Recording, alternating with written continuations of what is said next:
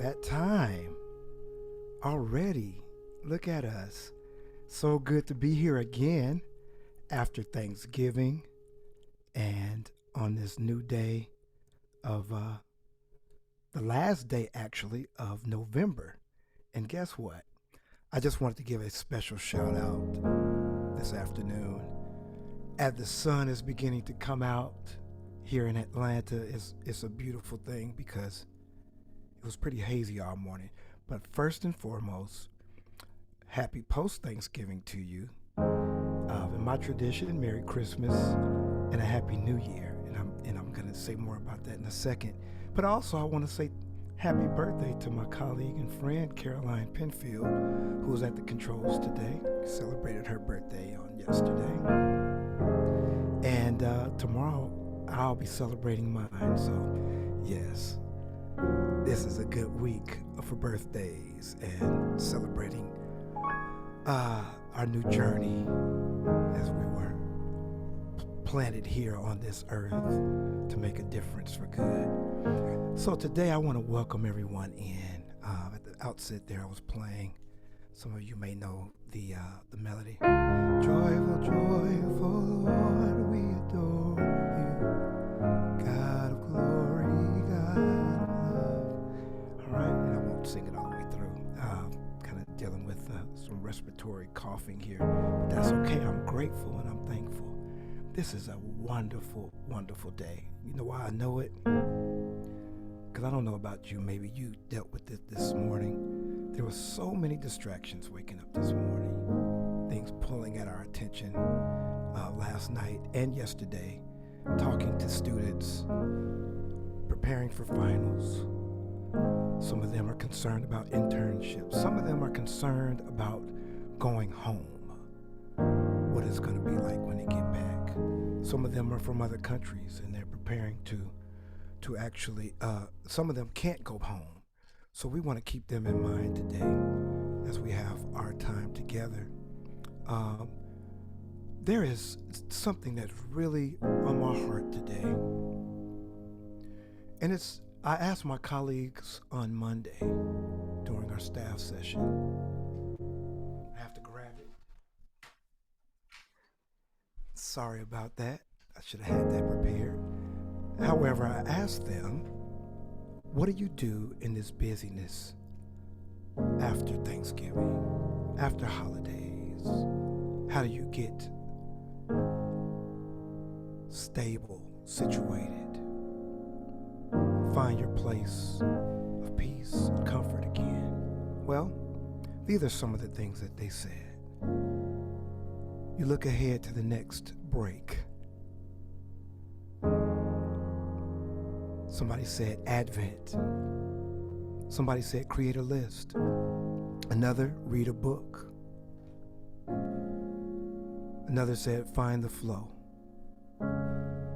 Create a buffer. Readjust. Routine. Disconnect. Don't have any expectations. Reach out to someone. Prioritize. Entertainment, such as sports or movies. And this is the last one. It said joyful stuff. Find your joyful stuff. You notice on the screen here, we have give thanks there. Although we're past Thanksgiving, we're still in a posture of giving thanks. And Caroline gave me this wonderful, wonderful blessing that I want to read to you today. To kind of pray over you from this blessing for the in-between, because it's something that happens. Oh yes. The in-between holidays. They're like bookends. We have Thanksgiving and then whatever your tradition is. Mine is Christmas. And then shortly to follow after Christmas, there is New Year's. New Year. So in between each of those, what do you do in the in-between? We're going to read this blessing for the in-between, okay? Blessed are we, somewhere unnameable, fully present to our reality, tracking it with all its subtle gradations and colors and contrasts, the sweetness and the struggle, the stuck and not quite fitting, the stuck and not quite fitting. Authentic to it, mapping the full strangeness of the new emergent landscape. Blessed are we, dear ones, not calling it too soon, not setting for the neat and buttoned up, the too tied up, the quite no, the not quite true. Bless all of it, the way we might widen our gaze to encompass it and embrace it. And bless you, moving into the unknown, waiting, daring to hope. And I just want that to wash over you for a moment. Let me read it again. Blessed are we, somewhere unnameable, fully present to our reality, tracking it with all its subtle gradations and colors and contrasts, the sweetness and the struggle, the stuck and not quite fitting, authentic to it, mapping the full strangeness of the new emergent landscape. Blessed are we, dear ones, not calling it too soon, not setting for the neat and buttoned up, the too tied up, the not quite true.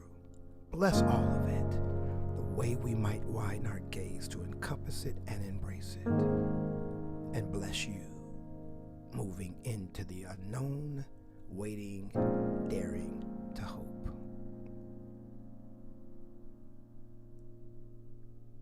As you can see here on your screen, sort of gray, see the leaves on the ground. This is something else that Caroline gave me yesterday. I never heard this before. But it's called stick season in Vermont. And it's the second most unheralded time of year. We are in it right now. As soon as the peepers, and the peepers are one of Vermont's smallest frogs, just so you'll understand what that means. But it says the peepers have finished driving back south to the flatlands. The last few leaves will fall off the trees, and there will be a month of snowless, colorless landscape. It is a landscape that is left in monotones, reminiscent of black and white photograph. The sky and clouds take on a gray, foreboding color. The sun tries to shine through, but only manages a weak white light. It's a warning that snow is on the way. Basically, I wanted to bring that up because it signifies where we are now, the in-between. And in the in-between, some of us find ourselves busy. Some of us find ourselves in a place where we're missing relatives. Some of us are trying to figure out how we're going to get to the end of the year successfully with all of our joy and our peace and everything intact, our entire being. So I wanted to read that to you. Just reflect today. What are you doing in your stick season? This article goes on to read, it says, in southern and central Vermont, where more land has yielded to paved roads and people, ski resorts are gearing up their marketing hype to entice people back again so that they can ski into trees and freeze their extremities off. The marketing machines pervade everything in Vermont life, from the souped up, hyped up ads on local radio to ski discounts. Ski Vermont and be happy. In northern Vermont, local stores are busy catering to hunters. In the ubiquitous auto parts stores, there's a sudden run on million candle power lights used to treat serious cases of sensory light deprivation. And then there's, meanwhile, those who have provided hospitality for the peepers, we talked about the frogs, are in recovery period, absolutely exhausted from the onslaught. Many owners of B&Bs and inns try to get away, leaving only a skeletal staff. Even big corporations like Stone Mountain Resort are prone to this skeletal phenomenon. But I like how they ended this part. It said, the calls come in and the calls are transferred to the kitchen. But the question came, who are you trying to reach? Wow, we only have a few minutes left. But we won't rush because life is trying to rush us and we're not going to allow it. I want to give you these couple of more readings before we go. Remember, my friends, to be joyful during the season. Find things to be grateful for, thankful for. I saw this reading and I wanted to read it to you. It says, one must say yes to life and embrace it whenever it is found. And it is found in terrible places. Nevertheless, there it is. For nothing is fixed. Forever and forever and forever it is not fixed. The earth is always shifting. The light is always changing. The sea does not cease to grind down the rock. Generations do not cease to be born, and we are responsible to them because we are the only witnesses they have. The sea rises, the light fails, lovers cling to each other, and children cling to us. The moment we cease to hold each other, the moment we break faith with one another, the sea engulfs us, and the light goes out. James Baldwin. Oh my. Hold on to each other. Embrace that which is true. But don't hold on too tight because things are changing. And I want to make sure that you're encouraged today as we go through this season. Find yourselves in places where you can reflect on all the goodness.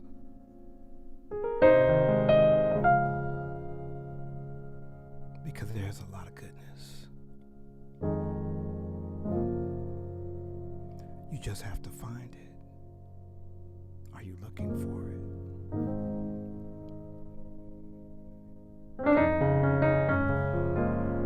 As the song said at the beginning, joyful, joyful, we adore thee, God of glory, Lord of love. Hearts unfolding like flowers before thee, opening to the sun above. Melt the clouds of sin and sadness, drive the dark of doubt away. Giver of immortal gladness, fill us with the light of day. Fill us with the light of day. I want you to be filled, my friend, with the light of day. Fill us with the light of day. In these last few moments, we have about 50 seconds left. Let's just breathe and be filled with the light of day. As you experience the beautiful scene, imagery on your screen, be filled with the light of day. Embrace it. As you are being blessed in the in-between. Stick season is not here forever, but it gives way to the beauty of spring. Be blessed in the in between and be filled with the light of day. Much success to you, peace and comfort and love and joy. Enjoy the remainder of this year and your holiday, whatever it may be. Enjoy your family and everyone around. Be filled with the light of day. God bless you. Take care. We love you.